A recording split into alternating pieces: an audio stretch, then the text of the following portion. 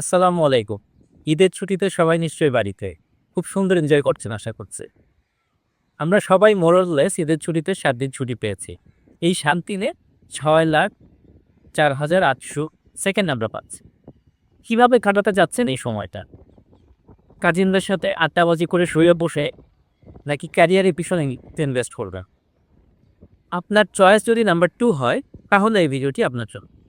ক্যারিয়ারে ইনভেস্ট করার জন্য ঈদের ছুটি সবথেকে সুবর্ণ সুযোগ।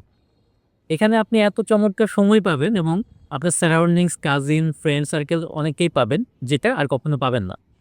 সো আপনি যদি মাত্র ৪ টা কাজ করতে পারেন, তাহলে আপনি আপনার ক্যারিয়ারটাকে অনেকটা এনহ্যান্স করতে পারবেন। Number 1, communication skill. আমরা সবাই মোর অর লেস কমিউনিকেশনের ক্ষেত্রে কিন্তু একটু উইক। এই ঈদের ছুটিতে যখনই আমাদের ফ্রেন্ড সার্কেল এবং কাজিন আমরা সবাই যখন একসাথে থাকছি, এই সময়টায় আমরা খুব সুন্দরভাবে কিন্তু কমিউনিকেশনটাকে আরও বাড়াতে পারি। সবার সাথে আরও বেশি কমিউনিকেট করতে পারি, যাতে আমাদের কমিউনিকেশন স্কিলটা এনহ্যান্স হয়।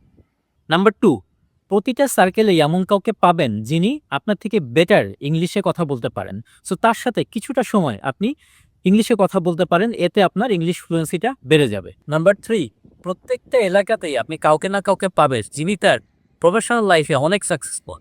হতে পারে তিনি সরকারি কোনো কোম্পানির অনেক বড় পজিশনে আছেন, অথবা প্রাইভেট কোনো কোম্পানির টপ পজিশন হোল্ড করছেন, অথবা কোনো বড় বিজনেসম্যান।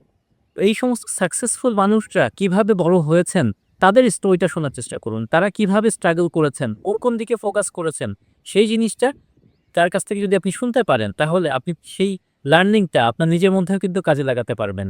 নরমালি এই সমস্ত সাকসেসফুল মানুষদেরকে কিন্তু ঈদের ছুটি ছাড়া আপনি বাড়িতে খুব একটা পাবেন না। So grab this opportunity. Number 4, networking. আগের বারের তুলনায় এই বছরের ঈদে আপনি কমপক্ষে ১০ জনের সাথে নেটওয়ার্কিংটা পারা। হয়তো আপনার কল্পনাতেও নেই, আপনার এলাকায় এমন কেউ থাকতে পারেন যিনি আপনার কোনো ড্রিম কোম্পানিতে চাকরি করছেন অলরেডি। সো তার কাছ থেকে আপনি বিভিন্ন টিপস পেতে পারেন এবং তার রেফারেন্সটা কাজে লাগাতে পারেন। যদি তার মাধ্যমে ভিতরে এইচআর ডিপার্টমেন্টে সিভি পাঠাতে পারেন, আপনার একটা অপরচুনিটি তো ওপেন হয়ে যেতে পারে। সো নেটওয়ার্কিংটা আগের বছরের তুলনায় যদি এই বছর বাড়াতে পারেন, তাহলে সেটা আপনার ক্যারিয়ারে একটা পজিটিভ ইম্প্যাক্ট ফেলবে। সো এই 4টা টিপস যদি আপনি আপনার ঈদের ছুটিতে কাজে লাগাতে পারেন, তাহলে আপনার ঈদের ছুটিটা অনেক বেশি প্রোডাক্টিভ হবে। সবাইকে নিয়ে আপনারা খুব ভালোভাবে ঈদ কাটান। সবার প্রতি থাকলো ঈদের শুভেচ্ছা। ঈদ মোবারক।